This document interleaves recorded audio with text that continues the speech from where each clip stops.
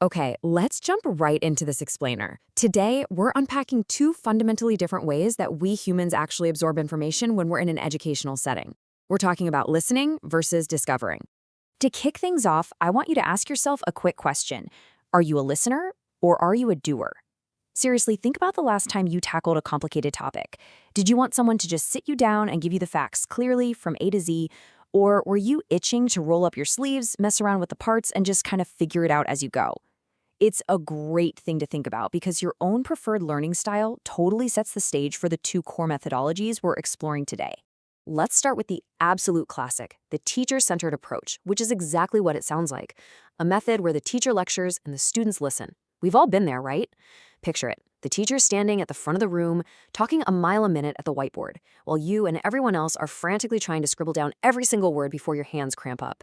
It's a completely one-way street of information flowing straight from the expert at the front directly to the ears of the audience. Now look, before we write off that old school lecture style as outdated, we have to acknowledge its absolute superpower. It is incredibly efficient for facts. When you need to dump a specific timeline, hard data, or concrete rules from one expert's brain into 30 other brains, honestly, nothing beats a well-crafted lecture. You aren't waiting around for someone to stumble onto the right answer. You're just handing it to them directly. So if your goal is raw information transfer to a massive group in the shortest amount of time possible, this is 100% your go-to method. But what happens when we flip the script? That brings us to the student-centered approach. This is the method where the teacher guides and the students discover. There's a profound shift here. The educator is no longer just this undisputed fountain of knowledge. Instead, they act more like a guiding facilitator. They set up the room, give you the tools, and then they step back. They let the students navigate the terrain themselves. It's a much more deliberate, methodical process.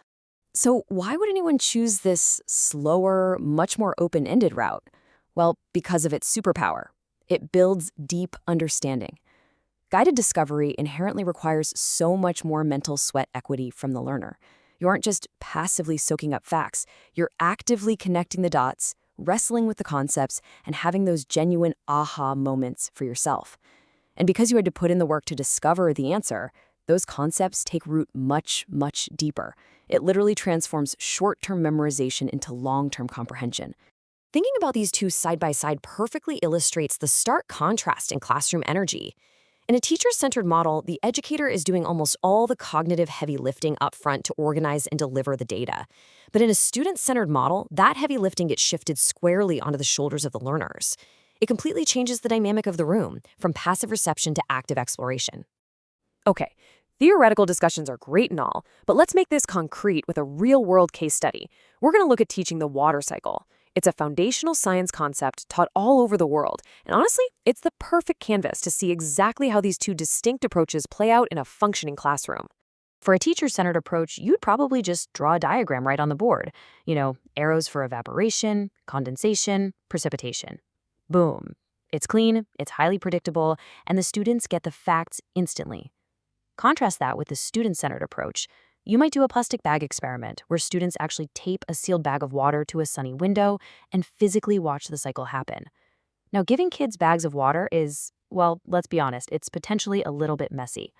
But while the diagram is incredibly efficient, that plastic bag experiment is a true lived experience of discovery. So, synthesizing all of this, it really comes down to the outcomes. The teacher-centered approach perfectly aligns with being efficient for facts, and the student-centered approach aligns with building deep understanding. Neither of these methods is inherently right, and neither is inherently wrong. They're just two very powerful tools in an educator's tool belt. You wouldn't use a hammer to turn a screw, right? Just like you wouldn't use a rapid-fire lecture when you need someone to actually internalize an abstract process. Which brings us to the absolute climax of today's explainer. If you only remember one single thing from this, let it be this exact quote from our source material. Choose based on your goal. It sounds so simple, but it is profoundly important. Teaching and learning are never one-size-fits-all scenarios. They are strategic choices. Before you stand up to present a concept, or before you sit down to try and learn one yourself, you have to clearly identify what the end result actually needs to be. Is it rapid fact retention, or is it a deeply rooted experiential understanding? Your goal dictates your method. So I'll leave you with this final, provocative thought. Whether you're running a corporate meeting, helping your kid with science homework, or trying to pick up a brand new hobby, what is your ultimate learning goal? Let that guide you the next time you need to teach or learn something new. By the way, my book has a lot more on this, so DM for details. Thanks for hanging out with me for this explainer. Keep discovering, and I'll catch you next time.